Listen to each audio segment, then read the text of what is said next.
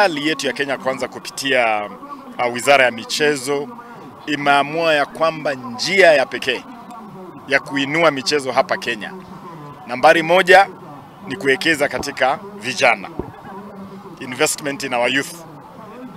Pili, mashinani.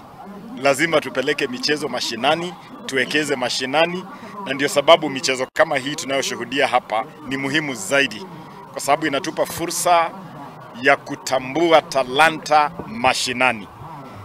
Na mpango wetu wa talanta hela una malengo matatu: tambua talanta, noa talanta, alafu geuza talanta iwe pesa mfukoni.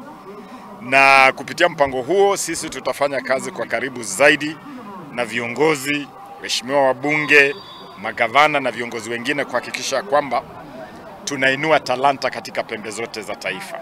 Na hata mwaka huu tutawekeza kiwango kikubwa zaidi cha fedha katika michezo ya shule. Na tulianza kutambua talanta kupitia hizo shule. Tulichukua vijana 2000 tukawapeleka kwenye Kenya Academy of Sports. Hao vijana ndio wamehusika kwenye Talanta Hela Intercounty Tournament. Hao vijana ndio wametusaidia kujenga timu za Junior Stars, Under 17, Under 19, Under 20, hata Under 15. Hii timu ambayo tumeshuhudia kule Kisumu na Kakamega ya Sekafa Under 18. Vile vile ni timu ambayo tulitambua kupitia njia hiyo.